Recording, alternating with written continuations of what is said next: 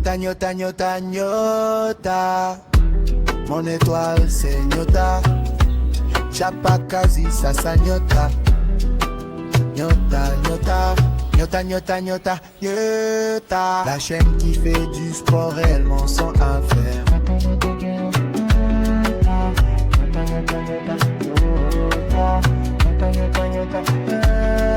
La chaîne qui fait du sport réellement son affaire.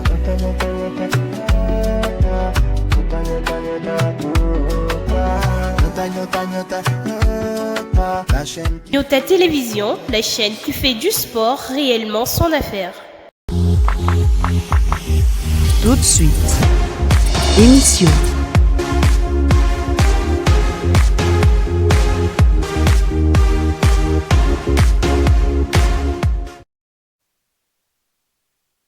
Voilà, c'est une nouvelle semaine qui commence avec d'autres sujets d'actualité pour la République démocratique du Congo. Mesdames, Messieurs, bonjour ou bonsoir. Ça dépend de l'heure à laquelle vous suivez cette émission d'analyse et débat. Info Scanner ce week-end va porter autour de 3 sujets. Nous parlerons dans un premier plan de la session parlementaire de mars.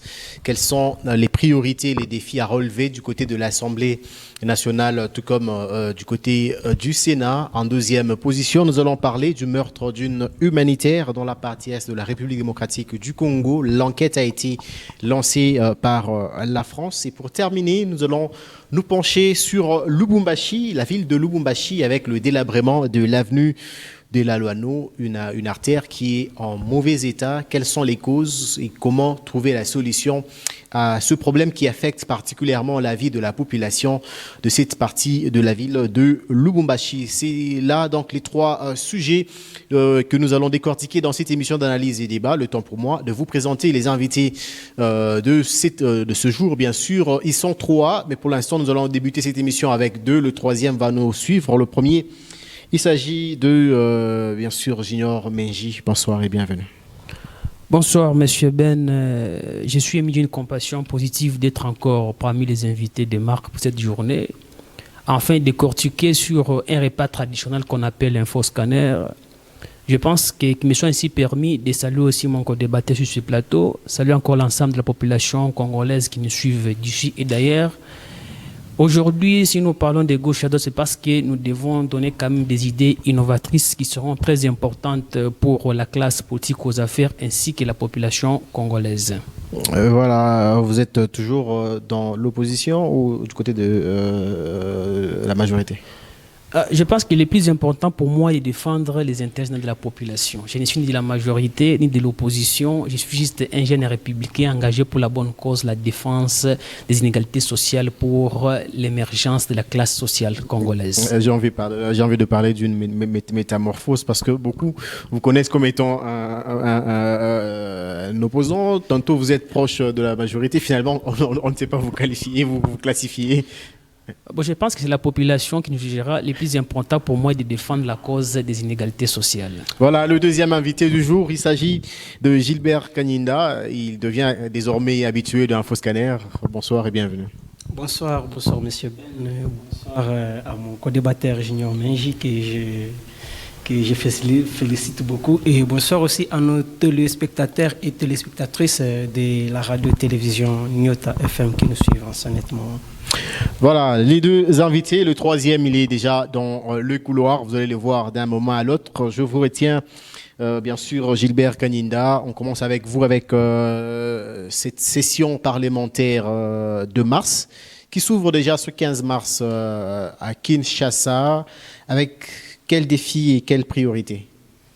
Je pense que cette session parlementaire doit beaucoup vraiment se concentrer sur les 3 points majeurs de notre pays, la situation de la guerre à l'Est et aussi la stabilité politique interne dans notre pays. Si vous voyez, la politique interne dans notre pays n'est pas vraiment bien. Il y a des partis qui essaient un peu de réclamer les dialogues, qui essaient aussi de secouer et la stabilité des institutions. Et je pense que le 3e point, cette session pourrait aussi marquer un point sur la situation socio-économique de la population, puisque aujourd'hui, la vie en République démocratique du Congo est très coûteuse.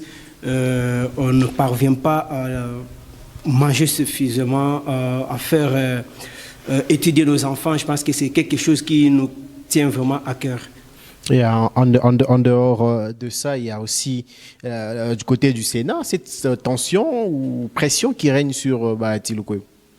Moi, je pense qu'aujourd'hui, nous ne pouvons pas nous marteler sur la pression politique, comme je venais de le dire dans mon deuxième point, sur la situation de la motion de défiance pour la décision du deuxième vice-président du Sénat. Je pense que c'est un débat aujourd'hui qui fragilise davantage les institutions de la République, vu que nous avons déjà beaucoup de problèmes à l'est de la République, sans ignorer qu'avant-hier, c'est hier d'ailleurs, que le ministre de la Communication, Patrick Mouyaya, a aussi parlé du mouvement de l'AFC M23 d'aller au Katanga et ajouter encore des problèmes de la décision du deuxième vice-président du Sénat. Je pense que c'est encore fragiliser davantage les institutions de l'État. Donc vous estimez que cela n'est pas prioritaire pour l'instant? Ce n'est pas priorité puisque nous n'allons pas jeter le germe de fleurs à ces gens-là qui disent changeons la Constitution. Bahati a dit ce qu'il lui a trouvé bon à dire. Alors pourquoi vouloir chercher le bouc émissaire derrière Bahati Lukwebo, chose que nous vraiment nous n'apprécions pas puisque nous avons déjà des problèmes dans la population. Voilà, le deuxième invité, Junior Menji. Session parlementaire, sous pression, il y a notamment la situation sécuritaire dans la partie est de la RDC. À quoi faudra-t-il ou peut-on s'attendre de cette session? Merci beaucoup, M. Ben, pour la question. Merci encore à l'ensemble de mes co-débatteurs sur ce plateau.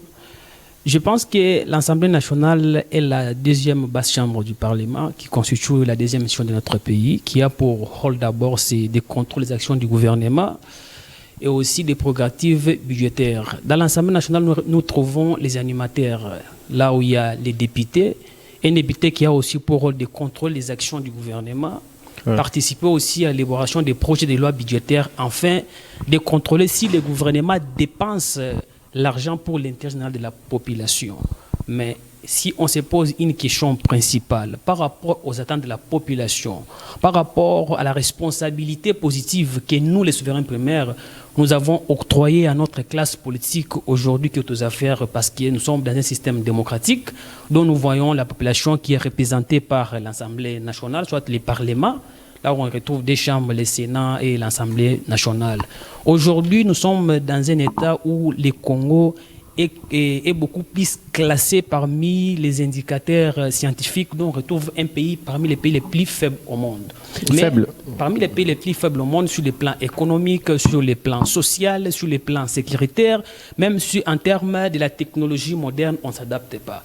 Et pourtant, les prérogatives de l'Assemblée nationale de contrôler l'action du gouvernement, c'est le gouvernement qui gère même un État, parce que les ministères sont construits sur base des besoins qui doivent répondre par rapport à la population.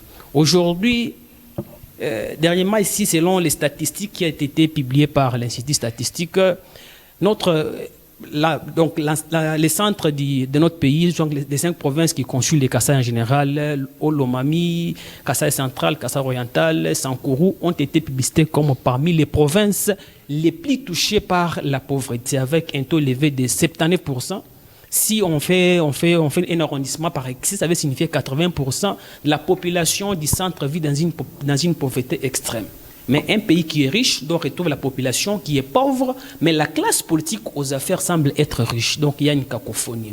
Voilà pourquoi nous demandons que si aujourd'hui vous nous parlez peut-être des prérogatives que l'Assemblée doit relever, ça fait 7 ans que le président actuel est au pouvoir.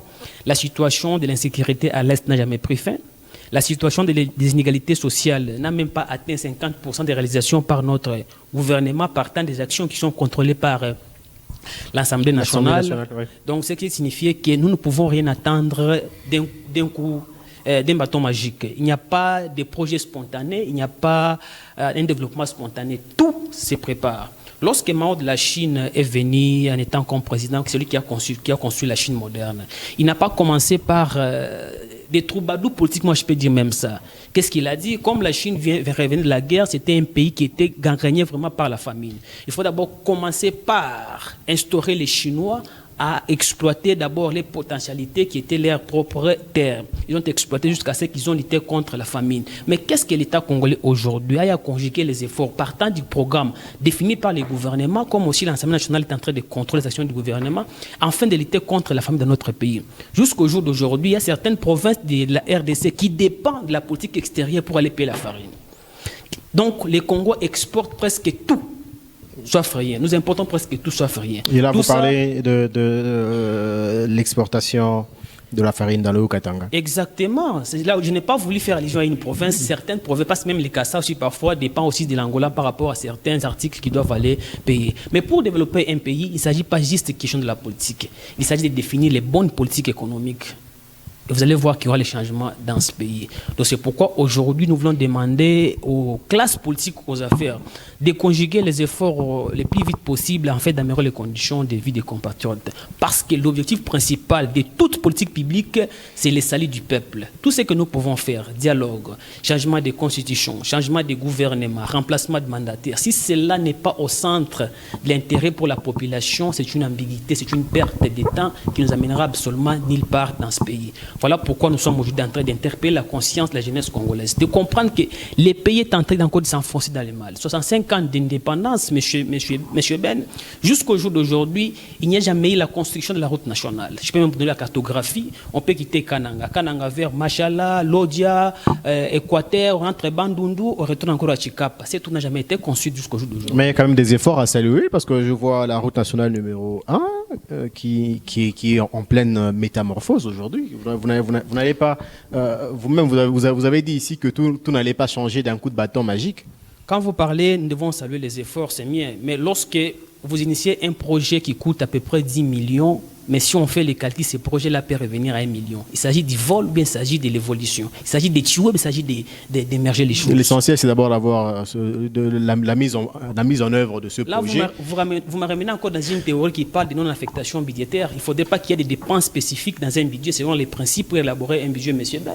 Donc, toutes les dépenses doivent être égales aux actifs et aux passifs que nous devons engager pour un budget. Ça, même les rôles principaux, il faut contrôler les actions du gouvernement partant des politiques qui sont définies selon les budgets, parce qu'on ne peut pas avoir des projets sans il n'y a pas de budget. C'est le budget qui va permettre à ce que dans tel domaine, on doit, donc la répartition même de la recherche de la RDC, dans tel domaine, on doit réaliser ceci et cela, il faut avoir un montant tel. Donc il y a des indicateurs dans chaque répartition selon la politique définie par le gouvernement. Et ça s'effectue. Et vous estimez que l'Assemblée nationale a failli dans sa mission de contrôler les actions gouvernementales? Je ne pense pas que jusqu'au jour d'aujourd'hui, à part M. Moutamba qui est interpellé par l'Assemblée nationale du fait qu'il y avait un projet de la construction d'une prison par rapport à l'exorbitation des montants quelconques, jusqu'au jour d'aujourd'hui, pouvez-vous me citer un ministre par rapport à un projet qui a été initié, qui n'est pas arrivé à sa fin et convoqué par l'Assemblée nationale? Bon, il y a des questions orales adressées à certains ministres. Non, c'est parmi les missions principales. Il faudrait convoquer un membre du gouvernement. Lorsqu'un projet est initié et qu'il n'y a pas l'exécution à 80%, l'Assemblée a la capacité, la compétence de lui convoquer. Et s'il ne parvient pas à donner des éclaircissements clairs, il doit être transmis devant les instances judiciaires. C'est normal, c'est la procédure. Et selon vous, ce qui va même faire en sorte que nous puissions développer les pays ici, nous impulsons une dynamique de sanctions à tous les niveaux. Donc il n'y a pas les ministres princes, il n'y a pas des hommes qui occupent les fonctions publiques étant comme des princes ou des rois. Une fois on initie un projet qui doit être public, bénéfique pour la population, et vous ne parvenez pas à l'exécuter de la manière que ça a été initié, vous avez l'obligation de vous retrouver devant les instances judiciaires, d'être auditionné. C'est ça, mais c'est ce qui va faire développer ce pays. Mais si nous partons dans le cadre des cotations politiques, comme je suis membre de l'Union sacrée, je suis de l'opposition, je ne vais pas être poursuivi pour privilégier d'abord des relations, parce que celle-ci, c'est un leader d'un tel coin démographique, c'est ce qui tue le Congo. Voilà. C'est pourquoi aujourd'hui, nous voulons que nous puissions d'abord lutter contre cette politique-là de privilégier d'abord les intérêts politiques par rapport aux coalitions, aux plateformes. Il faudrait que chaque individu qui est aux affaires conjugue les efforts de respecter les principes, les normes de la République, afin qu'on puisse impulser une dynamique de sanctions à tous les niveaux. Ainsi, on parlait d'un bon Congo, un Congo puissant qui peut répondre aux conditions de la population et se mettre aussi sur les rails des pays émergents en Afrique, comme le Sénégal, l'Afrique du Sud, le Maroc et tant d'autres pays d'Afrique aujourd'hui. Il y a une question qui me vient à l'esprit. Selon vous, quel est ce projet initié dans un secteur X et qui n'a jamais atteint 80% aujourd'hui. L'exemple aujourd'hui, on avait initié, on avait décaissé à peu près 114 millions pour la province du Kasaï occidental afin d'électrifier toute la partie entière du Kasaï oriental pour la construction de la chute Katende. Jusqu'au jour d'aujourd'hui, la chute Katende n'a jamais été construite. On a payé les matériels, c'est resté, je pense, borné quelque part, mais je ne sais pas maintenant les rôles du gouvernement provincial jusqu'au jour d'aujourd'hui. L'argent a été décaissé. Qu'est-ce qui empêche à ce qu'on ne puisse pas réellement construire la chute Katende afin qu'on puisse aujourd'hui répondre aux questions d'électrification par rapport à l'espace démographique de Kasaï oriental, et oriental tout comme occidental, parce que depuis l'élection de l'indépendance, cette province n'a jamais été électrifiée. C'est parmi les acteurs qui font en sorte que les provinces-là ne puissent pas se développer. Manque de routes économiques, manque d'électrification, manque aussi même des agences de transport, il n'y en a pas. Vous voyez, c'est parmi les éléments majeurs même qui causent à ce que la province ne puisse pas décoller afin de lutter contre la pauvreté, lutter contre aussi les inégalités sociales. En parlant de la chute de Katende, ça me rappelle l'affaire des abeilles. On ne peut pas prendre de la spiritualité. Aussi un facteur du sous-développement. Exactement, c'est un facteur de sous-développement aussi. Parce que normalement, il faudrait que le gouvernement puisse prendre toutes ses responsabilités en main afin de conjuguer les efforts le plus vite possible pour lutter contre les inégalités sociales partant des positions définies pour la construction de la chute Katende. Mais quand même, le gouvernement a montré sa volonté. La population ne voulait pas, apparemment, ne veut pas du développement. Voilà pourquoi il y a eu des abeilles. Monsieur Ben, construire ça inachevé, c'est détruire davantage. Est-ce que le gouvernement a parvenu à engager une commission spéciale pour la surveillance, le contrôle du projet en question? Il n'y en a pas. Mais qu'est-ce qui cause à ce que les projets ne puissent pas continuer? La population. Toute la responsabilité devient à l'État. Est-ce que vous espérons... avez des preuves tangibles qu'il y avait des abeilles là-bas sur les déjà? Ça se raconte. Le temps pour nous de recevoir le troisième invité, Gloire Kaoya. Bonsoir et bienvenue. Bonsoir M. Ben, c'est un honneur d'être là et surtout c'est un privilège parce que je pense qu'ici sur ces plateaux nous allons parler République et surtout nous allons fixer nos intelligences pour le bon fonctionnement de notre société. Je salue également mes co-débatteurs avec qui je présage avoir un débat républicain. Et voilà, en parlant de la République, la session parlementaire de mars, déjà pour ce 15 mars, quels sont les défis et les priorités?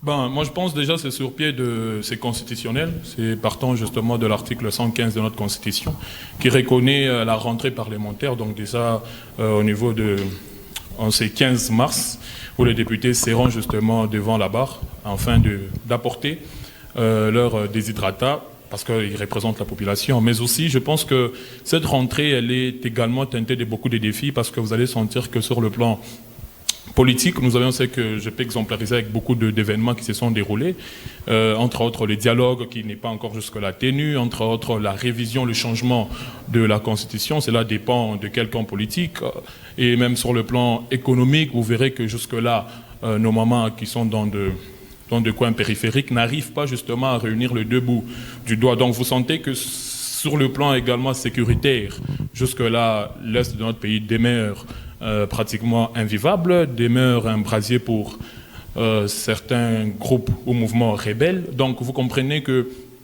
ce sont des questions matures, ce sont des questions majeures qui demandent à ce que nos députés aient quand même la dextérité, aient quand même la bonne volonté justement d'apporter ces différents problèmes à l'État par les truchements justement de cette plénière-là. Mais cela ne soit pas seulement que des plaidoiries, parce que moi je pense que ce sont des problèmes qui sont déjà connus de tous, mais il faudrait quand même qu'il y ait une action efficace, une action efficiente, afin que ces problèmes soient résolus le plus vite que possible. Donc, j'estime que nous allons attendre et nous allons regarder de quoi est-ce que sera justement constituée cette rentrée. Et vous attendez notamment quelles sanctions? Quel est le sort de Bahati Lukwebo? Naturellement, moi j'ai suivi minutieusement la conférence de M. Bahati. Moi je crois qu'il a été lucide, il a été intelligent, mais vous savez, la politique c'est au-delà de ça, c'est au-delà parfois de l'intelligence.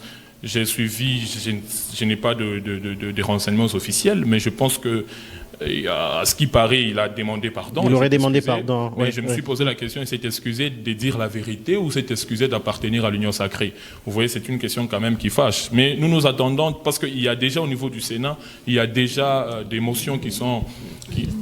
en gestation, contre lui. Le plus pire, c'est également, lorsque j'ai suivi même les députés de son regroupement politique, c'est qui se sont désolidarisés. Exactement. Parce que si vous suivez justement la réflexion lucide de M. Batiloukob, il a parlé beaucoup plus des individus. Il a parlé beaucoup plus de l'intelligence en réalité. C'est vrai que la Constitution, dans une certaine mesure, poserait problème pour certains, mais au fond, l'application de la Constitution, c'est par les hommes. Et donc, s'il dit cette chose-là et qu'il revient justement pour s'en excuser d'avoir dit ce que lui pensait, vous comprenez au moins la prépondérance qui prend la politique sur nos réflexions, sur nos intelligences. Donc nous nous attendons à ce que la réalité soit faite, nous nous attendons justement pour nos populations, parce qu'en réalité, chacun chante pour sa chapelle, nous nous attendons à ce que nos problèmes soient terminés. Voilà, on va parler bien sûr de cette situation, de cet autre défi qui est la question sécuritaire, particulièrement dans l'Est de la RDC. Mais avant d'entamer, bien sûr, l'analyse et le débat sur ce sujet, je vous propose de prendre avec moi cette réaction du gouvernement congolais à travers le ministre de la Communication et porte-parole du gouvernement, Patrick Muyaya, qui réagissait par rapport au meurtre d'une humanitaire dans l'Est de la RDC. Il s'agit, bien sûr, de cet événement qui s'est déroulé à Goma, bien sûr, une dame humanitaire qui a perdu la vie lors d'une attaque, semble-t-il, des drones. Nous avons parlé des enquêtes parce que ce sont les enquêtes qui vont déterminer. Donc moi, je n'irai pas comme vous pour dire qu'il y a eu frappe des drones et tout ça, jusqu'à ce que les enquêtes pourront établir. Mais nous savons aussi, et d'ailleurs, c'est Antonio Guterres qui les disait il y a quelques années, qui parlait des armes sophistiquées, qui parlait de tous ces dispositifs. Nous connaissons les méthodes du père et du fils, la violence avec laquelle ils opèrent, et donc il est important qu'à ces stades on s'abstienne en attendant qu'une enquête vienne détailler, donner des détails de ce qu'il faut par rapport à ce qui s'est passé. Pour le reste, nous qui sommes très engagés et respectueux du droit international humanitaire, ce n'est pas dans ce type d'action que nous pouvons aller, alors que nous considérons, nous respectons le travail qui est fait par les humanitaires, parce que c'est aussi ceux qui portent l'espoir pour nos populations qui vivent sous occupation. Aujourd'hui, nos forces armées ont toujours été dans une posture défensive. Posture défensive, ça veut dire que nous nous assurons de bloquer, de freiner l'expansion territoriale, mais nous assurons aussi, chaque fois que de besoin, de protéger nos populations. C'est bien cela notre devoir, parce que nous sommes, n'oubliez pas, notre armée a les devoirs et la responsabilité de protéger le territoire et de protéger les compatriotes. Ce sont les autres seigneurs de la mort qui viennent avec toute la barbarie qu'on leur reconnaît. Pour ce qu'il en reste, nous, République démocratique du Congo, je le redis encore à haute et intelligible voix, nous comptons respecter, ou nous respectons nos engagements dans les cadres de l'accord, parce que plus que le Rwanda, nous avons besoin de paix pour nos populations et pour poursuivre nos efforts de développement. Voilà, c'était le ministre Patrick Muyaya réagissant par rapport au meurtre d'une humanitaire dans l'Est de la RDC, Gloire Ukawaya. Aujourd'hui, Goma, au-delà de la situation qui demeure préoccupante, mais est-ce que cela ne risquerait pas de provoquer encore d'autres situations avec la France, peut-être entraver la relation diplomatique entre la RDC et la France, vu qu'il y a eu ce meurtre? Exactement, monsieur Ben, parce que moi je crois qu'avec ce qui s'est passé à Goma, ça vient également jeter une tache d'huile sur la situation ou encore sur le plan diplomatique. On dirait que déjà la France était déjà dès le départ préoccupée par ce qui s'est passé à l'Est. Maintenant là c'est la France justement qui est frappée. Et moi je pense dans une certaine mesure ça vient également rendre sérieux la situation. Quand la France justement est également frappée, elle sent que la situation elle est critique, elle est gravissime, et donc il faudrait la France justement, elle puisse s'impliquer sérieusement également. Mais la grande question aussi, c'est de savoir ce que la dame faisait là. Je m'excuse de réfléchir de cette manière, parce que Goma, c'est une ville qui est en insécurité totale, en insécurité prépondérante en fait. Mais nous nous retrouvons nous retrouvons justement une agente, parce qu'elle est agente de l'UNICEF. L'UNICEF n'a pas de mission sécuritaire. Vous voyez. Elle était là comme humanitaire. Mais c'est ce que je dis. Elle est là comme humanitaire, mais l'UNICEF, dans ses rôles intrinsèques, elle n'a pas de rôle sécuritaire. En fait. Et donc, de ces faits, elle ne devrait pas se trouver là. Parce que là, ici, je dois le dire, je dois préciser que la MONUSCO également elle est à Goma. Vous voyez, qui est différente justement de l'UNICEF, parce que la MONUSCO, dans une certaine mesure, elle porte aussi une mission sécuritaire. Vous voyez, mais elle, en tant qu'agente de l'UNICEF, qu'est-ce qu'elle faisait à Goma là-bas? Vous voyez, c'est également ça la grande question. Est-ce qu'elle a été mandatée? Est-ce que les gouvernements reconnaissaient sa présence à Goma? Ou encore, c'est quoi la situation? Parce qu'avec cette situation, sa mort, justement, vient de nous mettre dans une confusion extrême. Parce que déjà, le mouvement rebelle a jeté le sort sur le gouvernement. Que voilà, c'est le gouvernement qui a attaqué par le drone et tout ça, qui a attaqué ces lieux-là, ces maisons-là. Mais on se pose la question, parce que le gouvernement jusque-là n'a pas encore reconnu cela.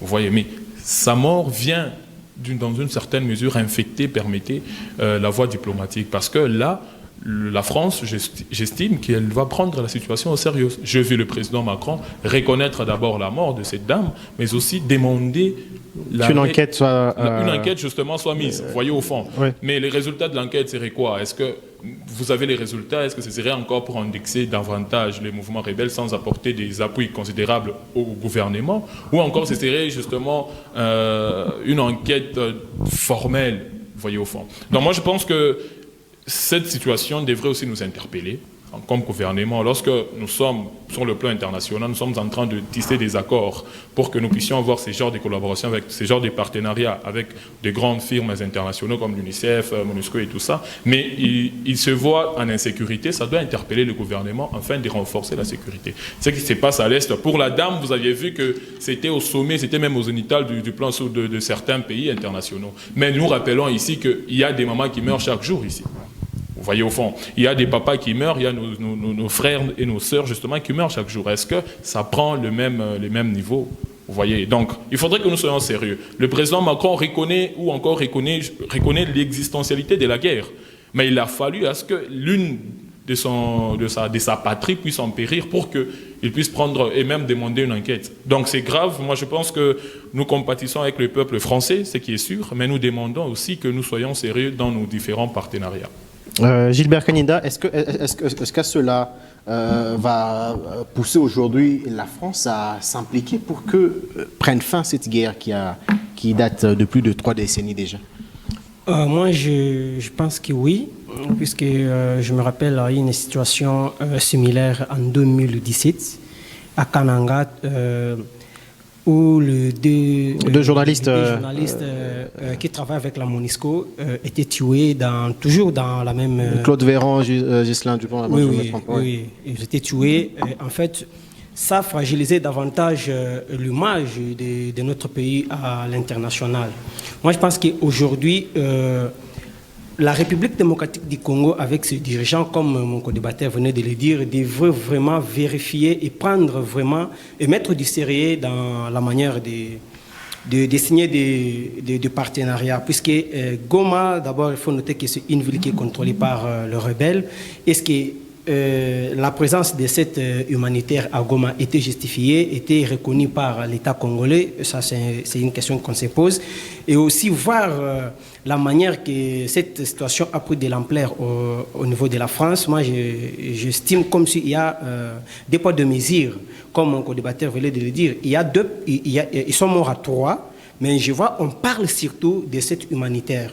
Moi, je ne pense pas que cette humanitaire est d'extraordinaire, de plus que les 2 autres civils qui ont été tués sur place. Alors, quand le président Macron demande l'enquête, est-ce qu'il demande l'enquête seulement pour cette humanitaire ou soit il demande l'enquête pour toute la population, pour tous les nombres de gens qui sont morts, tués à Goma jusqu'à aujourd'hui? Moi, je pense que le président Macron ne peut pas nous voir, nous, les Africains et Congolais en particulier, comme si nous sommes... on ne fait pas partie de leur classe. Nous sommes tous humains. Il devrait vraiment compter sur le nombre de morts qui que la ville de Goma a connu et qu'on continue à avoir jusqu'à aujourd'hui. Pas plus loin qu'ailleurs, que j'ai vu aussi le parc de Upema être attaqué. On a aussi tué. Est-ce que le président Macron avait demandé aussi qu'il y ait des enquêtes? Je ne pense pas. Mais quand on touche à une de l'air, il faut qu'il vienne nous dire, il faut faire des enquêtes. Ça, ce n'est pas mal, il faut faire les enquêtes pour que la lumière soit. Mais je ne pense pas de la manière qu'ils les exigent les enquêtes, comme si cette humanitaire pouvait être extraordinaire, que tous les nombres de Congolais tués dans cette partie de la République démocratique du Congo. Junior Menji, donc à quoi peut-on s'attendre aujourd'hui de cette enquête? Est-ce qu'il y aura des mesures prises contre les auteurs présumés de ces attaques qui ne sont pas connus pour l'instant? Merci beaucoup, M. Ben. Je pense, permettez-moi aussi de réfléchir comme co-débatteur avec tous les temps qu'ils ont eu.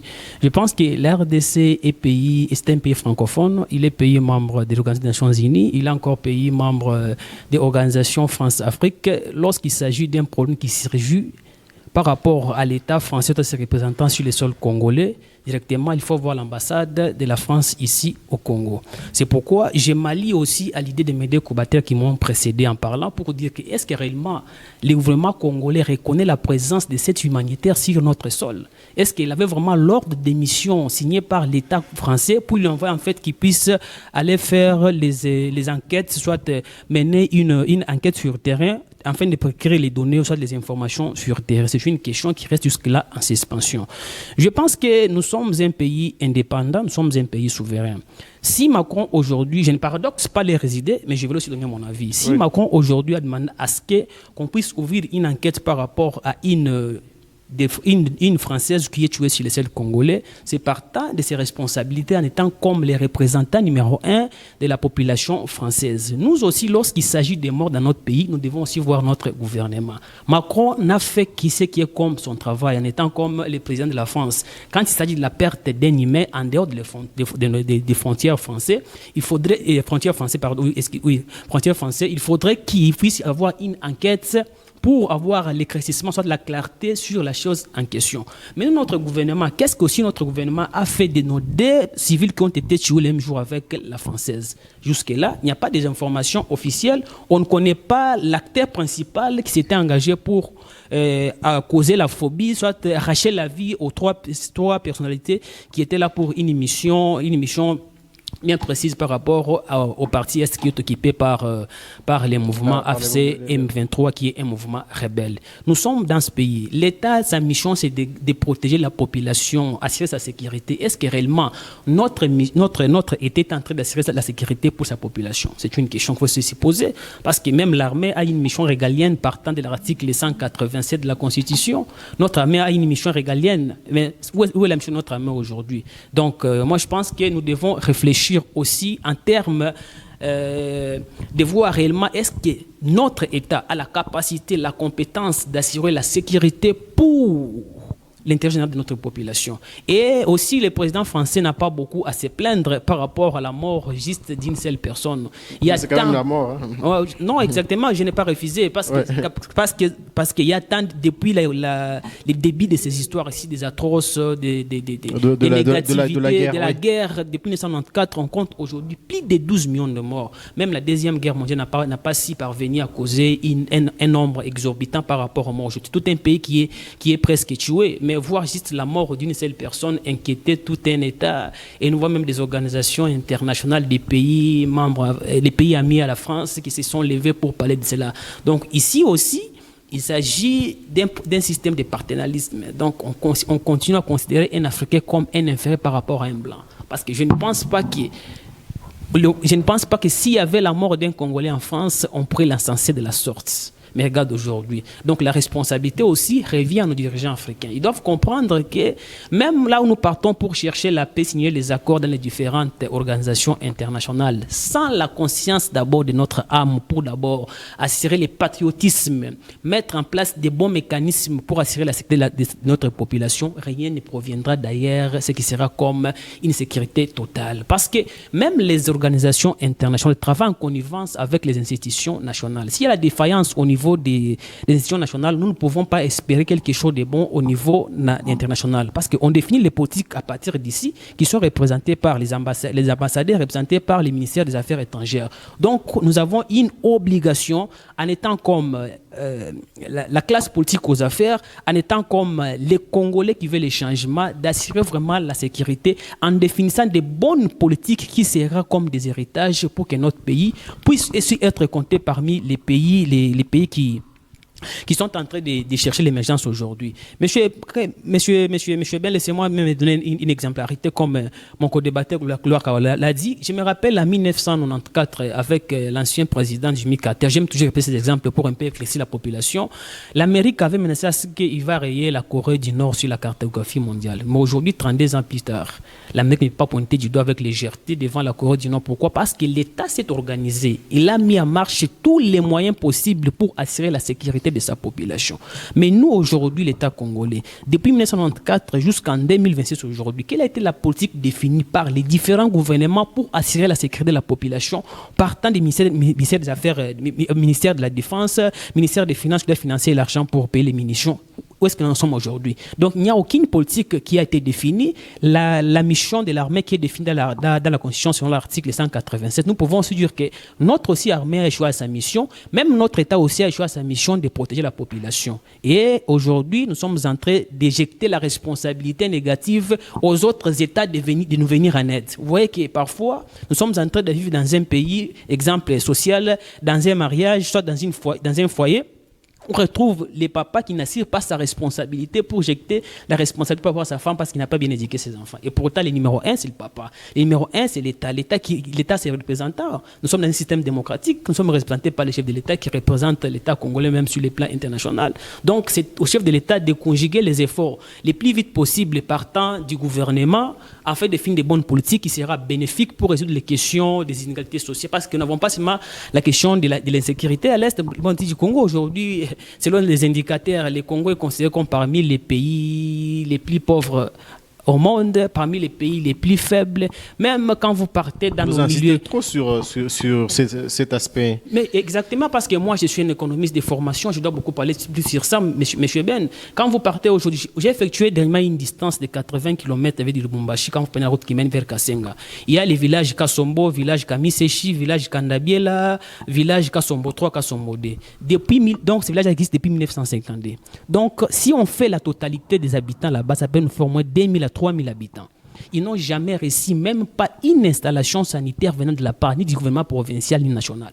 Donc il y a 5000 à peu près, donc 3000 à 5000 Congolais qui vivent quelque part. Et donc, depuis 1950, ils n'ont jamais reçu une installation sanitaire. Mais c'est quoi le rôle de l'État? Même pour construire une installation sanitaire, il faut que le gouvernement le fasse. Mais c'est quoi la mission d'un État, monsieur Ben? Dans votre propre maison, si vous avez besoin d'une installation sanitaire, vous attendez le gouvernement. C'est quoi le rôle de la décentralisation de notre pays? Mais votre rôle, on a décentralisé l'État. Votre propre rôle. C'est quoi la décentralisation? C'est quoi la décentralisation de l'État? Quel serait votre propre rôle si chez vous-même, vous êtes quand même chez vous, vous n'allez pas demander à la population Vous m'avez posé une très belle question. La différence, c'est qu'on appelle la santé publique et la santé communautaire. Lorsqu'on parle de santé publique, on voit l'activité et on voit la santé de toute activité qui ont pour objectif de maintenir, pour promouvoir la santé dans une communauté. Là, il s'agit de la participation de l'État. Ici aussi, lorsqu'on parle de santé communautaire, il faut donner l'association des deux acteurs principaux. Ici, on parle de l'État, on parle aussi de la communauté aussi. Est-ce que l'État congolais aille à faire les premiers pas pour donner même un don, soit donner quelque chose dont la communauté n'a pas si parvenu à répondre afin qu'on puisse consensus de santé? Selon vous, l'État doit faire les dons à la population. Mais c'est quoi sa mission? Mais c'est quoi sa mission? Vous voyez, c'est là. Donc, oui. Bon, moi je voudrais un peu revenir sur Gloire, parce que nous sommes écoutés par la population. J'ai entendu minutieusement mon collègue dire que, en fait, le rôle de la décentralisation n'est pas de nous construire des installations sanitaires. Il ne faudrait pas que nous puissions conduire. Il faut, ça va. S'il vous plaît. Moi, je pense qu'il faudrait que nous puissions faire un écart de tout ce que nous sommes en train de parler. Oui. Si nous parlons politique, nous nous le mettons là-bas. Parce que si vous parlez et que vous donnez l'exemple, c'est un exemple qui est patent en fait. vous avez donné un exemple d'un village et tout, mais s'il n'y a pas des installations sanitaires depuis 1953. Depuis 1950. Oui, mais comment, excusez-moi que je réfléchisse vulgairement comme ça, mais comment est-ce que ces gens se soulagent? Donc, ils vivent comment? Vous voyez au fond. Donc, c'est une grande question, mais il ne faudrait pas que nous puissions mettre la population dans l'amalgame. Le rôle de la décentralisation, ce n'est pas de nous construire des installations. Exactement. Il faut comprendre la profondeur de quoi ici, de mon exemple. Je parle dans quelle sorte? N'est-ce pas, nous avons des députés qui représentent les circonscriptions, non? Les députés, lorsqu'il s'agit... Bon, c'est même pas le rôle d'un député. Écoutez-moi, laissez-moi d'abord, non? Lorsqu'il s'agit des vacances parlementaires, il est censé de rentrer dans sa question électorale afin de se préférer des hydratats qui doivent apporter au niveau de l'Assemblée provinciale, tout l'Assemblée nationale. Mais depuis 1950, combien de gouvernements, combien de législatifs qu'ils ont réussi, mais n'ont jamais si parvenu à donner cet hydratat-là afin qu'on puisse répondre aux conditions de la population? Le déshydratat, c'est par rapport aux installations sanitaires, selon vous? Oui, mais c'est bien. Mais c'est quoi? C'est quoi? Il s'agit de la généralité des choses. Il s'agit de la généralité des choses. Mon co-débatteur j'ignore, puisque ici, nous voulons vraiment mélanger les choses. Oui. Je pense qu'il est expert en santé publique, tout comme moi je le suis. Et vous savez, la santé, ce n'est pas le gouvernement, la santé, c'est la personne elle-même. Puisque l'autoprise en charge. Voilà. Non, attends d'abord. Commence d'abord par définir le mot santé. Oui.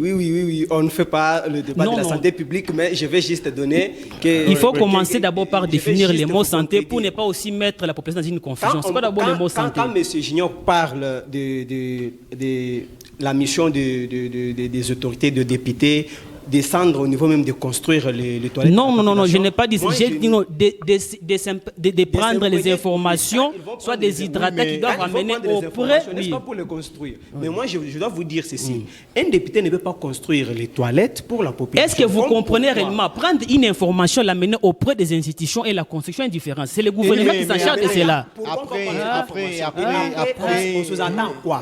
C'est le gouvernement qui gère les pays, ce n'est pas les députés. Après, le gouvernement viendra construire la toilette. Les installations sanitaires. Je parle d'un centre de santé, pas des installations sanitaires. Oh là là. Mais c'était vous avez parlé des installations sanitaires. Je parle d'un centre de santé. Écoutez, ici, c'est pourquoi j'ai dit qu'il ne faut pas mélanger les choses. C'est pourquoi je vous ai dit qu'il ne faut pas mélanger les choses. Ici, on n'est pas en santé. Ici, nous sommes en politique. Quand vous parlez des... Mais la politique englobe tout. Nous avons les ministères de la santé. Il ne connaît pas ce que vous venez de dire, tout comme M. Junior n'a pas fait la santé. Ici, le problème... Donc, ici, si vous voulez, M. Ben, permettez-moi. Donc, ici, il s'agit d'un problème qui, non, j'ai peut-être été mal compris, soit j'ai mal transmis l'information. Tu devrais parler de centre de santé. Non, je reconnais. Voilà. Peut-être dans le cas de transformation de l'information, j'ai quand même commis un vice. Je parle d'un centre de santé sanitaire qui doivent répondre aux conditions de la population par rapport aux prises en charge des malades. Des villages qui ont été construits. Il y a 5 villages depuis 1952 jusqu'au jour d'aujourd'hui. 52, oui. Jusqu'aujourd'hui, sans centre de santé. Mais du moins, dans les territoires de Kipushi, chefferie de Chendaïka, il faut effectuer une distance de 40 km pour pouvoir aller à un centre de santé. C'est un obstacle en santé. Un problème sérieux que l'on constate, mais bon, finalement, le pays, c'est un pays continent. Hein, il y a des progrès avec le projet 145 territoires, je pense. Il y a quand même des choses que c'est pourquoi je demande à ceux que mes co-débatteurs sur les plateaux, ils doivent aussi commencer à avoir cette habitude d'effectuer aussi les déplacements dans des milieux périphériques pour s'acquérir des bonnes informations. Parce que parfois, quand on est ici en ville, nous voyons des artères qui sont conçus, on voit que les pays évoluent. Je suis sûr qu'ils le font et peut-être qu'ils ne vont pas le dire sur le plateau, mais quand même, ils ont mais nous, on a pris quand même le courage de le dire. Ça a été toujours dans ma mission. Vous savez bien que moi, je suis l'homme de l'extérieur. Chaque fois, je fais mes études et mes enquêtes pour ne pas d'abord donner des conclusions. Il y aura un moment où j'amènerai ça sur le plateau, mon co-débatteur. On va revenir à ce dont on parlait ici. C'était par rapport aux enquêtes. Parce qu'il ne faudrait pas que nous allions dehors. C'était un exemple pour un mot. En plus, on a glissé une information très importante pour les autorités ainsi que pour la population. Je pense que les autorités ont bien saisi votre interpellation en rapport avec le manque de centres de santé dans les villages au-delà bien sûr, de Lubumbashi dans la périphérie, mais c'est un problème qui touche aussi tout le pays, parce qu'on sait que la situation, elle est la même. On va revenir avec vous en 2017. Deux enquêteurs des Nations Unies, Zaïda Catalan et Michael, qui c'est exactement ceux de ça qu'on parlait, assassinés du côté du Kasaï. Il y a eu des enquêtes, une enquête lancée. Aujourd'hui, avec l'humanitaire qu'on a perdu dans la partie est de la RDC, une autre enquête. Mais pourquoi en RDC, les enquêtes n'ont jamais abouti? Junior. Merci beaucoup, Monsieur Eben. Je pense que, comme d'abord, en première position, avant d'abord d'arriver là-bas, mon co-débatteur l'a dit dès l'entame de ses propos introductifs. Il avait dit, en première position, l'humanitaire qui est décédé aujourd'hui, la mission de l'UNICEF n'est pas celui de connaître, ce n'est pas une mission qui semble par rapport à la sécurité, ça est une mission qui est humanitaire, bien sociale. Mais ça, c'est la MONUSCO qui a pour objectif de maintenir la paix, soit d'aider à ce que les pays puissent avoir une paix dans une démographie où on retrouve des atrocités causées par rapport aux conflits tribaux-ethniques, des divergences d'opinion entre des peuples, des tribus et des ethnies. Les enquêtes jusque-là, je pense qu'il faut aussi beaucoup plus miser du côté aussi politique. En dehors d'abord de la scientificité ou du respect des normes, des principes et tant d'autres qui vont avec. Si jusqu'aujourd'hui l'enquête n'a jamais été publiée, soit n'a jamais pris la finalité par rapport aux gens qu'on avait envoyés sur le terrain, il n'y a pas encore la clôture de l'enquête en question. Parce que l'enquête, il y a ce qu'on appelle les pré-enquêtes. On doit d'abord aller s'enquérir, prendre d'abord les données, les traiter, voir si réellement cette enquête, cette atroce-là a été causée sur base de quoi? Donc il y a des indicateurs qu'on doit mettre sur le terrain en fait d'abord de s'inquiéter de la situation en question.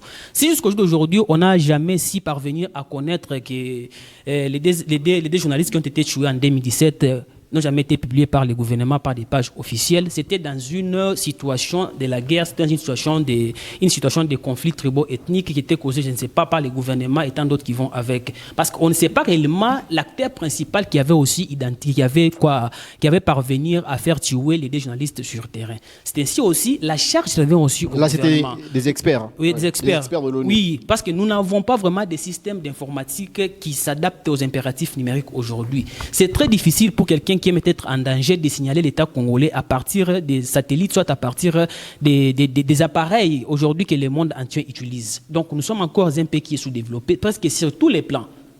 Sur tous les plans. Donc, nous demandons aussi à ce que le gouvernement congolais puisse conjuguer les efforts. Nous avons déjà les ministères numériques ici, des informatiques et tant d'autres qui vont avec. Il faudrait qu'ils puissent peut-être payer les systèmes informatiques qui doivent disponibiliser à tous les coins périphériques de notre pays. Dès qu'il y a un danger, on signale directement et on sera à mesure de repérer les problèmes à la source.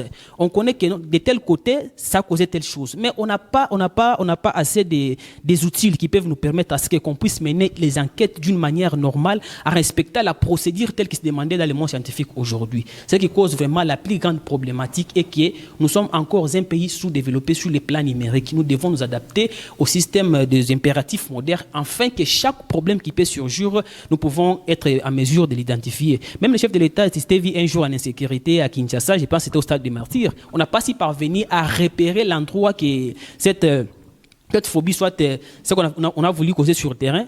Sur base de quoi? Parce que nous n'avons pas des experts en informatique, nous n'avons pas des systèmes informatiques qui s'adaptent au système ou aux impératifs modernes aujourd'hui. C'est aussi une responsabilité de la part de l'État de conjuguer les efforts le plus vite possible afin de former des bonnes personnalités qui peuvent répondre aux conditions sur ces plans-là aujourd'hui. Et vous allez voir que non, les choses vont commencer à s'opérer d'une manière automatique et nous serons à mesure de maintenir même la sécurité sur tous les plans partant de la politique définie par le gouvernement à partir du ministère des impératifs numériques et tant d'autres qui vont avec.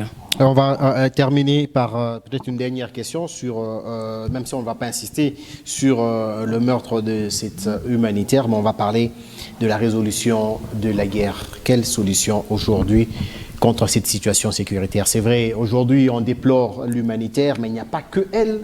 Il y a de nombreux Congolais qui meurent dans cette partie est du pays. Quelle est la solution d'après vous, Junior? Moi, selon moi, je vais proposer à ceci. Je pense que nous sommes un État souverain, un État indépendant. Nous n'avons pas voté Katumbi, Fayoulou, Nanga et les autres pour nous représenter. Celui qui a été voté par les peuples, la population congolaise, c'est le président Fachi. Selon moi, j'ai pensé ceci. Si l'État congolais pour me prendre tout son temps de conjuguer les efforts, de payer même les systèmes informatiques les plus sérieux au monde, dont nous mettons une direction de contrôle à partir de Kinshasa, définir un plan stratégique uniquement que pour sécuriser la partie Est. Parce qu'aujourd'hui, nous sommes partis à Doha, nous sommes partis à Washington, aujourd'hui, nous sommes encore en Angola. Hier, nous étions encore avec Kagame, avec le mouvement M23 qui a même causé la mort du colonel Mamadou Ndala qui est décédé par rapport à ces histoires ici. Ça ne va pas encore se répéter demain. Mais si l'État congolais parvient aujourd'hui à définir juste un plan stratégique unique pour sécuriser la partie Est qui est beaucoup plus convoité par le monde extérieur, ça sera aussi une façon de prévenir, parce que gérer aussi c'est prévenir, de prévenir aussi à ce que l'ennemi, soit les voisins, ne puissent plus avoir encore la force de causer la phobie, soit l'atroce dans notre pays. Parce que comme les Rwandais connaissent déjà très bien les comportements de nos autorités, savent bien que non, pour que je puisse avoir tel minerai, je dois passer par telle autorité congolaise. Comme ils ont la cupidité, ils aiment toujours accéder à des fonctions afin de léguer notre pouvoir. Oui, je n'accuse personne, je n'ai pas fait mention à une personne, je n'ai pas des autorités, c'était nous qui en ont dit, monsieur Ben. Oui, alors, c'est cela même, ça sera trop bénéfique pour nous, qu'on motive qu'on puisse motiver les militaires d'une manière transcendante. Si on peut même disponibiliser un salaire de $1000, le Congo a la capacité de donner même $1000 par chaque militaire. Parce qu'en droit, on dit tout acte humain a pour base motivation, pas d'action, pas d'intérêt. Si l'État congolais pourrait disponibiliser un salaire même de $1000, nous définissons des bonnes politiques stratégiques pour lutter contre l'insécurité pour la partie uniquement Est. Je pense que le Congo sera à mesure de s'assurer de sa propre sécurité, créer les écoles académiques les plus fortes au monde, signer les accords avec les pays sérieux qui peuvent nous aider à ce que nous puissions avoir une armée qui peut répondre et résister aussi contre toute attaque extérieure. Dans cette logique-là de complémentarité, je pense que le Congo peut être à mesure de sécuriser sa partie Est et sécuriser le Congo tout entier. Parce que l'insécurité qui est à l'Est est différente de l'insécurité qui est à Lubumbashi, celui qui est à Mbujima et celui qui est à Kinshasa. À Kinshasa également, avec les cas d'enlèvement signalés. Ouais. Exactement, oui. Parce que c'est pourquoi je demande qu'ils puissent avoir un plan stratégique défini par les gouvernements partant du ministère de la Défense uniquement pour la partie Est. À ce moment, nous serons en mesure de contrôler bien notre partie Est par rapport aux minéraux qui regorgent aujourd'hui, qui aident à ce qu'il y ait le développement de la technologie moderne. Gilbert Kanyinda, est-ce qu'aujourd'hui, on peut compter sur la communauté internationale comme piste de solution en fait, pour mettre bien sûr un terme à cette guerre? Bien avant de répondre à cette question, je voudrais revenir tout petit peu sur ce que vous venez de parler avec mon co-débatteur sur les deux experts de l'ONU et Zaïda Catalan. Vous savez, en 2017, ces deux ici, ce sont les experts, je précise, ils avaient une mission et leur mission était d'enquêter. Quand vous avez parlé que pourquoi les enquêtes n'aboutissent pas, on n'a pas vraiment les résultats. Ici, je ne vais pas vraiment beaucoup accuser l'État congolais de leur défaillance. Puisque ça, nous sommes entre nous, il faut qu'on se le dise la vérité. Notre État est très, très défaillant en termes de gestion de la sécurité sur terrain. Quand vous envoyez vous donnez le mandat à ces deux experts sur terrain, sachant qu'il y a déjà des fausses communes, et vous les envoyez, puisque ce sont ce que nous avons vu dans les journaux et même dans les médias.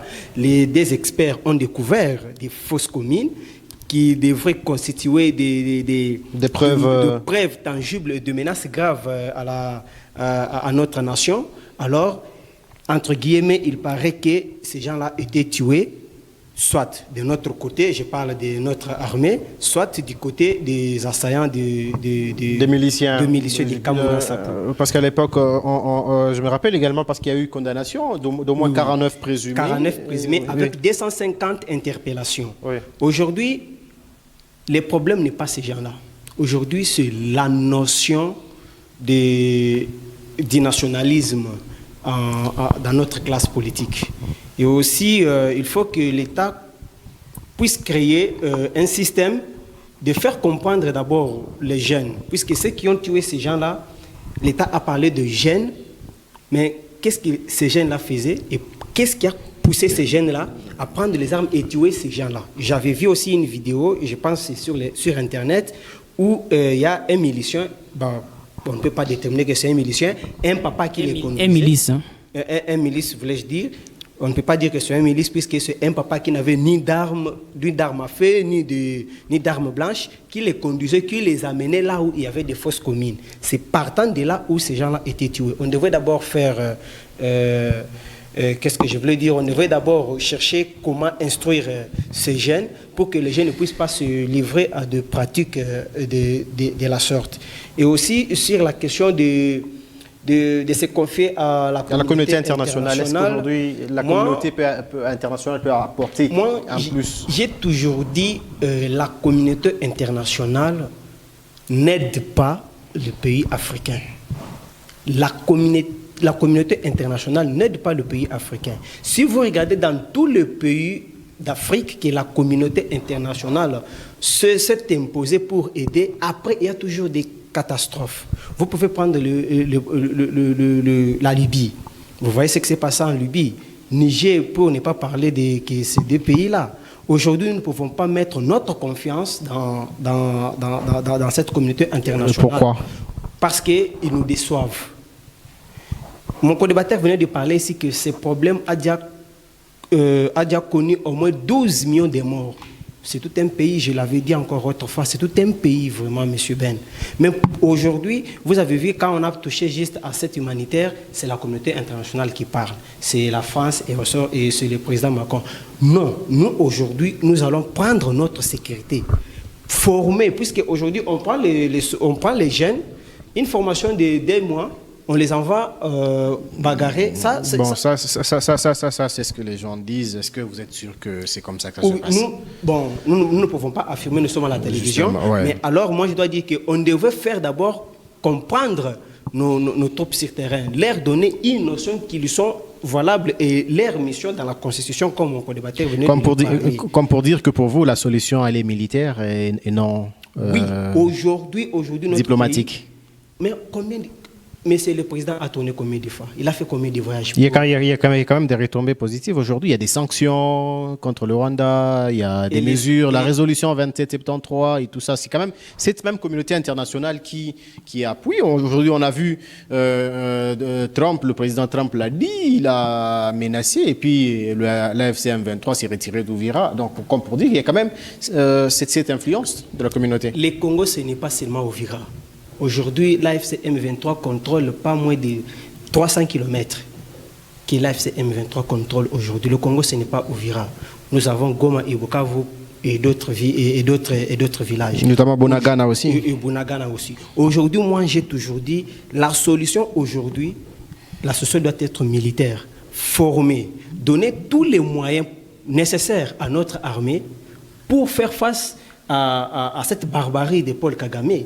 Nous ne pouvons pas, chaque fois qu'on nous attaque, la communauté internationale. Combien de fois les gens là ont condamné? Toutes ces résolutions ont donné quoi comme finalité? Toujours Goma occupé, Bukavu toujours occupé, on tue matin, midi, soir, et c'est sous l'œil de la communauté internationale. Allons-nous toujours continuer à se confier à ces gens-là? Moi, je pense qu'aujourd'hui, non. On doit d'abord s'organiser à l'interne avec notre armée. Comme mon co-débatteur venait de dire, les problèmes de l'Iran. Aujourd'hui, ils sont forts. L'Amérique ne peut pas aller les railler encore sur la carte, comme il le disait. Corée du Nord. Corée du Nord, voulais-je dire. Donc aujourd'hui, nous aussi, en tant que patriotes, nous devons aussi comprendre que notre pays ne peut pas seulement être sous l'œil de la communauté internationale. Il y a des efforts qui doivent être faits au niveau interne. Surtout sur le plan sécuritaire. Aujourd'hui, l'État ne contrôle rien du côté de l'Est. Oui, exactement. Pour un peu comme ça que M. Ben a dit, on ne peut pas avoir une bonne diplomatie sans avoir une bonne armée. Tout ça marche toujours de pair. Oui. Ça marche toujours de pair. Si on a aussi entamé la question de la diplomatie, nous devons aussi être sur le terrain, s'il faut, avec une bonne armée qui doit aussi sécuriser la population. C'est comme ça. Est-ce que Junior Menji et Junior Menji et Gilbert Kanyinda sont prêts aujourd'hui à s'enrôler dans l'armée pour défendre la nation? Merci beaucoup, M. Ben. Je pense que dans une équipe, il y a les attaquants, il y a les milieux du terrain, il y a les défenseurs. Tous ne peuvent pas devenir attaquants, tous ne peuvent pas devenir milieux défenseurs. Ce qu'on fait déjà ici, on simule la conscience de la population, on conscientise la jeunesse à comprendre les valeurs de notre patriotisme, de notre pays, afin que nous puissions aujourd'hui ne pas aller s'allier avec les gens qui ont sué leur âme en volant, détourner, piller le pays, qu'on puisse être basé sur les valeurs de notre pays. Donc chacun de nous a un rôle à jouer. On ne peut pas tous devenir militaire quand même dans un pays, ce n'est pas Donc normal. vous n'êtes pas prêt à vous enrôler dans... Non, j'ai dit que dans une l'armée. équipe, il y a des attaquants, il y a les défenseurs, il y a les milieux du terrain. C'est ça que j'ai fini par comprendre par votre intervention. Non, là, c'est selon votre raisonnement. C'est pas ce que moi j'ai dit. Hein, là, c'est votre conclusion. Non, mais soyons sérieux, il faut que les conditions soient réunies, puisque ces jeunes gens meurent, ces jeunes gens souffrent. J'ai un ami qui m'a appelé, il est hospitalisé, il a admis, il a été attaqué, il était sur le front. Il nous a donné des révélations graves au terrain, M. Ben. Que vous n'allez pas dévoiler. C'est pas permis de dire ça ici. Hein. Il faut qu'on le dise. Non, Ici, c'est on pas ne le dit permis. pas. Parce que C'est pas permis. Rien Non, ne prouve non. que c'est vrai. Il a déjà un compte Facebook, TikTok, il peut aller dire ça là-bas, c'est possible. Voilà. Ici, nous n'allons pas parler de ce que les gens disent parce qu'aujourd'hui, avec l'intelligence artificielle, tout peut être créé. On va terminer sur ce sujet avec vous, Gloire Kawaya. On a cette situation dans l'est du pays. D'un côté, c'est vrai, il y a des efforts de la diplomatie, des efforts avec l'appui de la communauté internationale et tout ça. On ne va pas parler de Doha, Washington et autres, mais au niveau interne, est-ce que vous pensez que le dialogue peut apporter une solution ? Merci, M. Ben. D'ailleurs, permettez que je rentre un peu, que je rebondisse rapidement. Par rapport à la situation de ceux qui meurent, des étrangers qui meurent sur le sol congolais, moi je ne voudrais pas quand même m'appuyer beaucoup plus sur eux parce que certes, nous compatissons toujours avec eux, mais je pense que nous avions connu des événements terrifiants ici, en République démocratique du Congo. Je vais donner en l'occurrence avec l'ancien député qui a été assassiné lâchement, le Chérubin Okende. Chérubin Okende. Vous voyez, c'est un cas. Il ne faudrait pas que nous puissions angéliser ceux qui meurent sur le sol congolais comme s'ils étaient plus congolais que nous-mêmes. Il y a également M. Chebe, également qui a la même situation. Et donc, ce sont des cas qui infligent la conscience à notre État, qui impose même la conscience, en fait, même de la responsabilité. Cependant, pour revenir justement à votre question sur les dialogues, moi je crois que aujourd'hui, le dialogue aussi est important. Je vais m'expliquer. Il est important dans la mesure où il permet tant soit peu de stabiliser la scène politique ou la sphère politique. Mais elle n'est pas stratégique sur le plan sécuritaire. Si c'est à travers justement le dialogue que nous aurons la paix, ça veut dire que dans le dialogue, il y a des concernés qui connaissent les raisons justement de la guerre. Voyez au fond. Et donc moi je pense que certes aujourd'hui le dialogue c'est pour permettre à ce que les acteurs politiques puissent dialoguer, puissent parler franchement, puissent parler honnêtement de situations profondes qui gangrènent justement le pays, et ça sera limité que sur le plan politique. Parce qu'aujourd'hui avec ce qui se passe justement à l'est de notre pays, moi je crois que je vais exemplariser avec 3 aspects. L'aspect politique, c'est que il faudrait parler avec ces gens-là. Quand vous entendez, il y a une crise politique et ce sont des rebelles. Voilà pourquoi on les appelle rebelles, parce que, entre guillemets, ils ont des revendications, ils ne reconnaissent pas le président de la République, ils ne reconnaissent pas la gouvernance qui se passe ici. D'ailleurs, ils ne reconnaissent même pas le pouvoir en place. Vous allez voir qu'à chaque fois qu'ils doivent accuser le pouvoir du président Félix, ils disent que c'est le régime de Kinshasa, le pouvoir de Kinshasa. Deuxièmement, vous allez prendre sur l'axe économique. Vous savez aujourd'hui que l'Est regorge beaucoup, en tout cas en termes de richesse minière. C'est comme ça qu'on parle d'une guerre aussi économique dans le sens où... Une guerre économique, vous voyez au fond, c'est que vous allez sentir qu'il y a également des firmes internationales qui sont logées à l'est de notre pays. Il y a des firmes internationales qui partagent et même qui fournissent en termes de moyens financiers, qui fournissent à ces mouvements rebelles. Nous allons parler, si je dois également donner sur l'axe sécuritaire, nous avions vu le rapport de l'ONU, où l'ONU a reconnu que les armes que détenait le mouvement rebelle étaient plus sophistiquées. Ça, c'est la MONUSCO. La MONUSCO, prêtez-moi Clémence. Et donc, vous voyez au fond que ce sont de grandes questions. Mais lorsque nous devons nous interroger, j'ai entendu même mon co-débatteur dire par exemple que la communauté internationale ne supporte pas ou ne soutient pas, n'aide pas le pays africain. Moi, je crois même que, écoutez, la communauté internationale n'aide pas les pays faibles. Je dois le dire comme ça. Pourquoi ? Il y a eu une guerre depuis 2022 entre la Russie et l'Ukraine. Vous aviez vu justement comment est-ce que l'Ukraine a été soutenue. Commençons même par les États-Unis, avec 2 milliards, et même en termes technologiques, des armes de pointe. nous avions la guerre entre Israël et Palestine et tout ce que nous avions appelé des Gaza. Vous aviez vu comment est-ce qu'Israël a été secouru. Vous voyez au fond. Et donc, pour nous, écoutez, si nous devons nous battre, nous devons le faire seuls. Parce qu'en réalité, la Constitution, son article 187, reconnaît que l'armée a son rôle justement de défendre l'intégrité, d'imposer la paix. Ce n'est pas une demande, ce n'est pas un miracle que nous devons attendre. Vous voyez au fond. Cependant, je crois que si aujourd'hui nous devons faire la guerre ou déclarer la guerre, ce serait brut, permettez, ce serait aussi utopique. Pourquoi? Parce que si nous sommes d'abord là, présentement, incapables de récupérer, bon, dans une certaine mesure, je parle factuellement, de récupérer certains villages. Il faudrait que nous puissions nous battre bec et ongle pour récupérer un seul village. Pensez-vous que nous en serons capables de battre tout un État? Ça, c'est une autre question. Donc, il faudrait que nous puissions renforcer notre capacité militaire. Il faudrait que le gouvernement puisse justement doter à l'armée de armes technologiques de pointe, modernes. Il faudrait que nous puissions payer bonnement, le gouvernement paye bonnement nos militaires, parce que vous avez posé une question quelque part tendancieuse à mes co-débatteurs de savoir s'ils allaient faire la guerre aussi sur le front, mais ils vous ont donné une réponse claire. C'est non, bien que mon co-débatteur, mais j'ai essayé quand même de balbutier, mais la réponse est non, au fond. Vous voyez pourquoi? Parce qu'on reconnaît qu'il n'y a pas quand même une bonne vie. Et donc je crois que le gouvernement doit améliorer leur assiette salariale, qu'on appelle communément la solde, également doit fournir le personnel. Ouais, pour que les jeunes laissent, les ingénieurs là, ils laissent l'ingénierie, les docteurs, le médecin laissent tout ce qu'ils doivent faire pour intégrer l'armée, il faudrait qu'il y ait une motivation adéquate. Donc je pense que ça, ce sont de vraies questions, ce sont des vrais raisonnements qui font à ce que le gouvernement puisse en prendre compte et dégager des pistes et des solutions concrètes. Voilà, on va mettre un terme à ce deuxième sujet. À cet aspect, on va prendre une pause. La pause veut dire qu'on va prendre cet élément de Michel Olela, bien sûr, qui nous parle de l'avenue de la Loano. Nous sommes là à Lubumbashi. Il s'agit d'un cas qui va nous permettre de parler d'une situation presque générale, le délabrement de certaines avenues. Longue de plusieurs kilomètres, l'avenue Loano relie la commune de Roachi au quartier Radem dans la commune de Kampemba. Une artère pourtant très fréquentée par les habitants, les motos, les véhicules.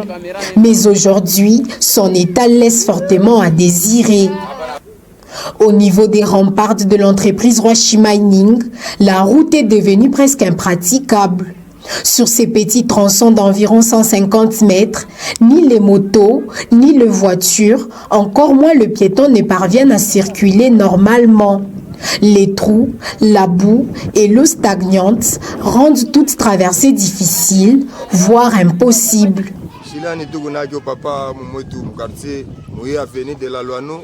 Voilà tout comme pembenya kirima kinene mining munene kunangisha makuta binduke kwa sababu tusikiona bien ndio kirima voilà leo tunateswa balabala yenyewe atupitake motena mangare mabalabala metoka inaanza karibisha mavenia makati yote inaanza kuisha kutoka munyumba ifo ashunguluke ndio atoke me humu ni mubalabala munene sana metoka minene na pitaka me tunashangaa ipite tena nanzo tuingirana maveni karibu tumwangie na mai munyumba. Face à cette situation, les habitants disent se sentir abandonnés. Personne selon eux ne semble venir au secours de cette population qui n'a que sa voix pour exprimer son ras-le-bol. Donc balabala tunateswa sana. Tunateswa kama mai na yala, donc kama vule napika mai na yala hautapita. Ukipite na muntu mai kunafikia ni umu maboti umu. Situi balabala hii yetu de la Loano mai bwe napita sana. Donc shi tunalomba tu ni batusaidie kuna shie balabala yetu ikwe bien. Donc balabala yetu tunateswa sana. Tuko paka tunaona batatengeneza donc paka maraport tu paka nateswa tu. Donc, pour contourner cet obstacle, plusieurs usagers empruntent des rues secondaires. Mais là encore, la réalité est presque la même. Des avenues délabrées qui compliquent davantage la mobilité dans ce coin de la commune Roachi. Pourtant, ce quartier est réputé pour la fabrication de gravier de plusieurs sortes, une activité importante pour l'économie locale. Mais avec l'état actuel de la route, l'évacuation de ces matériaux devient un véritable casse-tête. Sasa unafaa juu ya kujisha mabintu yenyewe. Atushe tena papa, atujishe. Mitukare haifiki tena. Maki tunakupata magumu njala, hata unabiweka mchanga mwalo biote bauzi. Juu hakuna namna ya kusema gari ingie. Hakuna namna papa. Hakuna? Donc balabala ni principal. Route principale hii. Inafika ici aéroport Kin Sever. Il y a des fois mametoka nyinyi watoka Kasai, Likasi, mambutiaji kama inapita itapita ni humu. Hasa ngari hapa hivi. Inakuwa bloqué ça.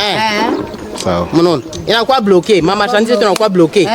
L'État doit ngaririe ko sana. La population lance donc un cri d'alarme et appelle à l'intervention urgente des autorités, car pour ses habitants, l'état de l'avenue Loano est aujourd'hui le reflet d'un sentiment d'abandon.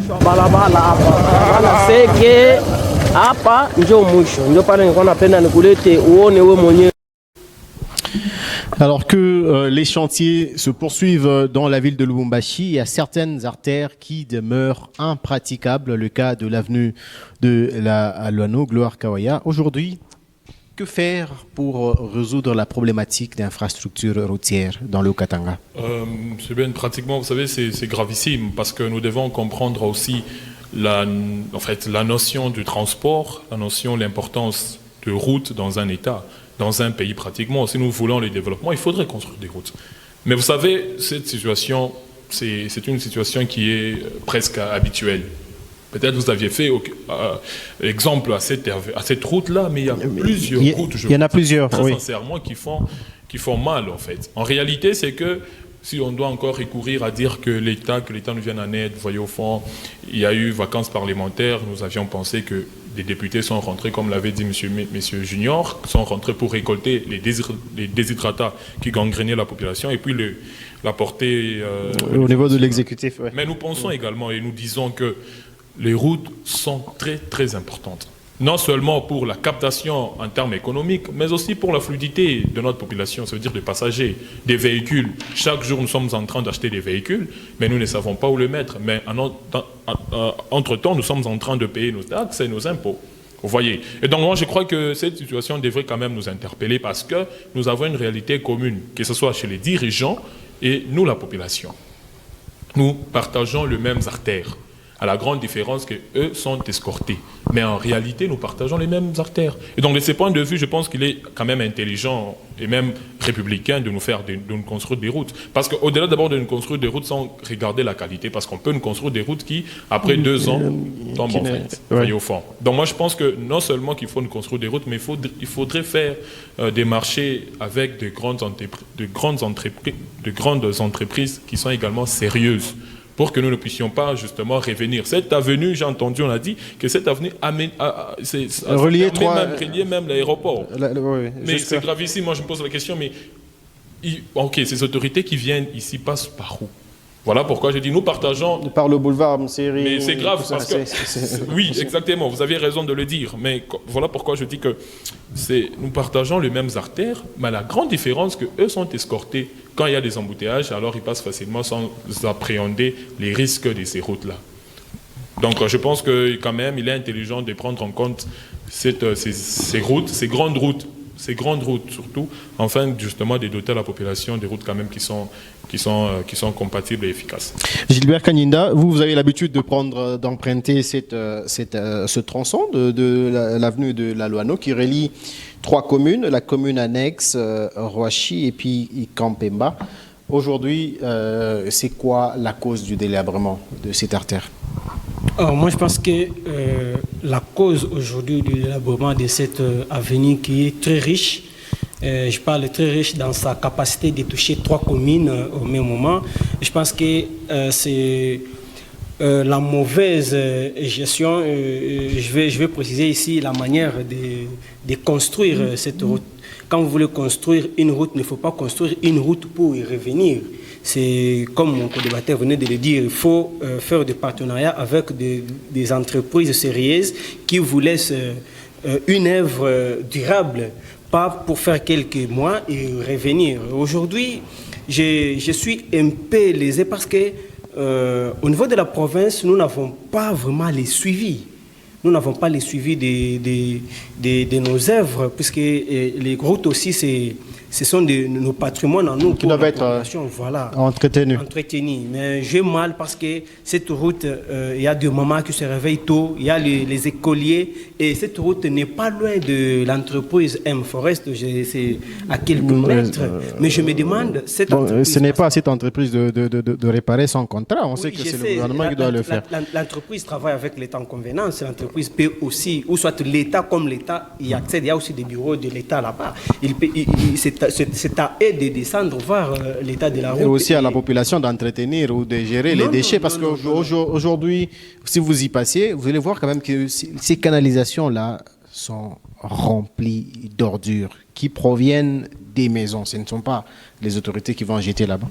Mais déjà, si vous touchez déjà ces points-là des déchets, ces points-là, moi, je dois mettre directement ça sous la responsabilité des autorités. Non, mais la population, c'est la population qui jette. Oui. Je m'explique dans une minute. Quand vous parlez de la gestion de déchets, l'État devrait disponibiliser des poubelles. Et il y en a déjà, non? Non, mais là-bas, les poubelles sont au centre-ville. Ce n'est pas là-bas. Là-bas, il n'y a pas de poubelles. C'est mon quartier. Il n'y a pas de poubelles. On devrait mettre des poubelles partout.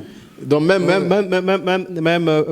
pour mettre une poubelle, il faut que le gouvernement le fasse. Non, je ne parle pas des petites poubelles comme ça. Hein. Moi, je parle des grandes poubelles, vous voyez, dans des milieux, puisque là, c'est une route stratégique, je vous dis, il y a beaucoup d'arrêts là-bas. Si vous prenez cette route, il y a beaucoup d'arrêts. Donc, il faut que l'État voie. Et c'est un quartier aussi que l'État ne contrôle pas leurs avenirs. Vous voyez un peu, l'État aussi devrait contrôler. Il y a des chefs de quartier, il y a aussi le bourgmestre qui devrait faire des descentes dans cette avenue, voir qu'est-ce qu'il faut pour amener ça aux autorités. Mais les autorités oublient vite, commencent quelque chose et laissent. C'est ça aussi la difficulté. La part de la population de ce quartier, dans le délabrement de cette artère. Si ce n'est que jeter les ordures dans des caniveaux. Bon, ça c'est une petite responsabilité qui peuvent être dénichées, puisque je ne pense pas que les ordures jetées dans des canaux, ça va faire couper la route. Non, par contre... Ça va le faire, parce que ça va boucher, je crois. Ça va boucher, quand la canalisation est bouchée, l'eau va stagner sur la macadam, mais finalement...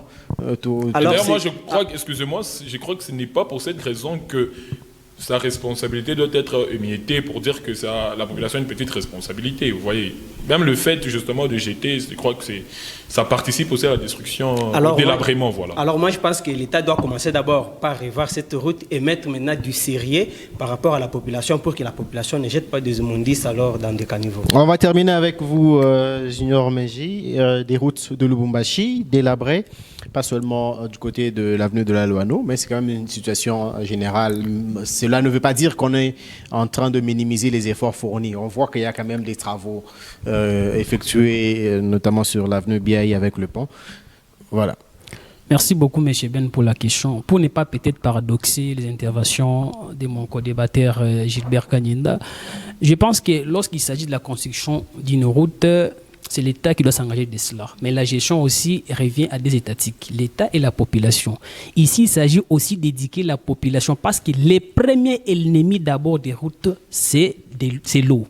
Une fois que vous jetez les immondices dans des acteurs publics, ça va les boucher, l'eau va stagner, ça va détruire la route. Donc ici, il s'agit d'une responsabilité et de l'État de faire le suivi, de la population aussi, de lutter contre l'insalubrité, afin que les caniveaux qui permettent à ce que l'eau soit vraiment éradiquée, canalisée vers les endroits... Les grands collecteurs. Les grands collecteurs, merci pour les mots, afin que nous ne puissions pas détruire quoi sur nos routes. Nous n'allons pas toujours commencer à faire la politique routine. Chaque gouverneur qui vient, la route Loano, route Kassapa, route Kassapa. Il y a tant de besoins que la population attend aujourd'hui. Quand vous partez du côté marché Moïse, c'est une grande entité, mais ils n'ont pas un marché construit. Les gens sont en train d'étaler les légumes par terre, les étals des choses par terre. Tout ça, ce sont des responsabilités qui doivent venir à la disposition de notre gouvernement afin de répondre.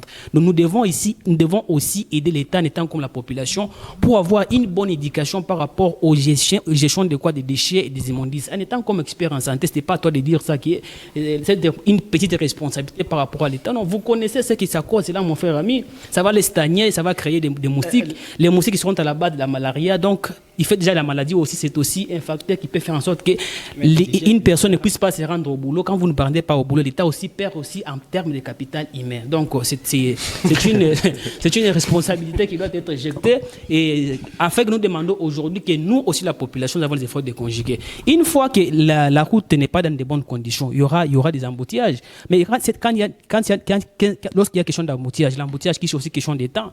Lorsqu'on touche question de temps, ça peut aussi toucher question de développement. Lorsqu'un écolier ne se rend pas à l'école parce qu'il y avait l'embouteillage causé par les mauvais états de la route, c'est aussi un facteur qui est aussi très important. Lorsqu'une personne qui doit aussi se rendre aussi dans un service public, il a été empêché par l'obstacle que la route n'est pas dans une bonne condition. Tout ça, ce sont des inégalités sociales à qui nous devons définir des bonnes politiques.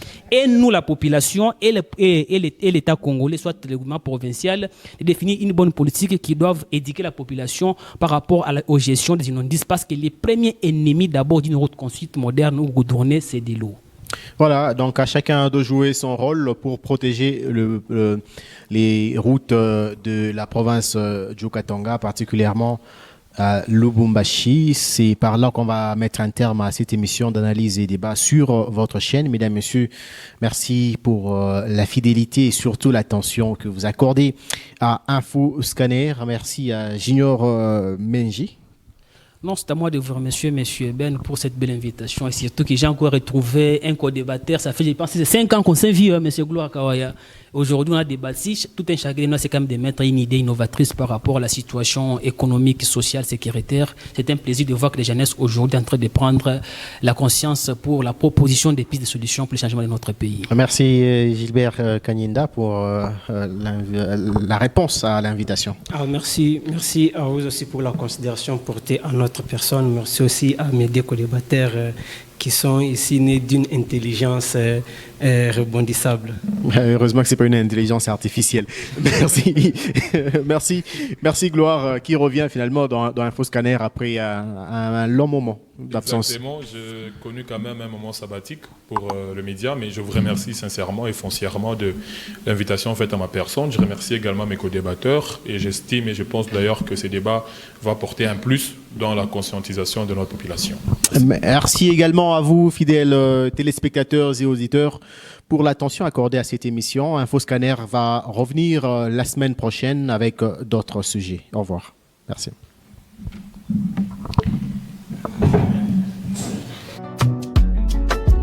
Nyota, nyota, nyota, nyota. Mon étoile, c'est nyota. Chapakazi, sasa nyota. Nyota, nyota. Nyota, nyota, nyota, nyota. La chaîne qui fait du sport réellement sans affaire.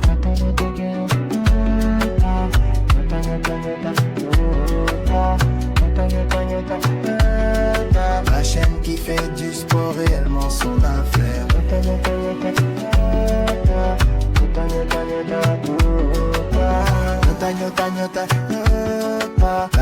Nyota Télévision, la chaîne qui fait du sport réellement son affaire.